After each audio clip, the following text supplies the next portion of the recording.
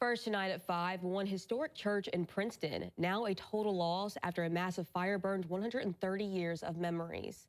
44 News reporter Amy Fazenbaker shares where the investigation stands at this hour and how the community is recovering tonight.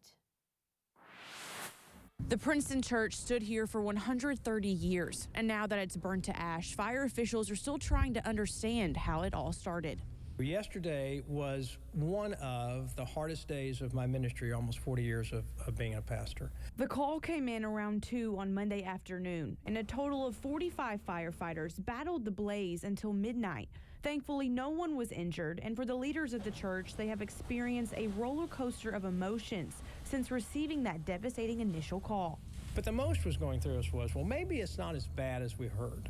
And then we walked on the sidewalk down to where we turned a building, and there was our building, and the shock of that was pretty overwhelming. Fire officials tell 44 News they had to attack the flames from on top due to the interior collapsing faster than they could extinguish it.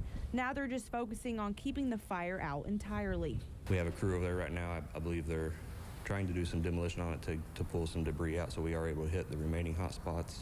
The Princeton community is in disbelief as the historic building has touched the hearts of many over the last century. A lot of people, even Captain Hale that was on shift yesterday, she grew up in that church. You know, she went to church there for many years.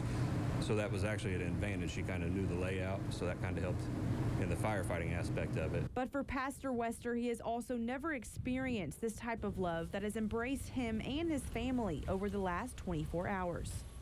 But since yesterday, actually at the moment of the fire, I was overwhelmed with grief and then began to build the hope and the encouragement and just the community that has rallied. And since then, it hadn't stopped. I can't answer all of the emails and the texts and the phone calls because we're being just inundated with an amazing outpour of just wondrous stories of people wanting to help. The Princeton Church will host their upcoming Sunday service at the 4-H exhibit hall while they look for a more temporary space to continue their ministry.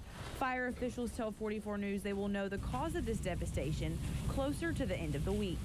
Members of the Princeton Church tell me they're so thankful for the unwavering support from the community, and they know they'll be back on their feet in time. Reporting in Princeton, Amy Fazenbaker, 44 News.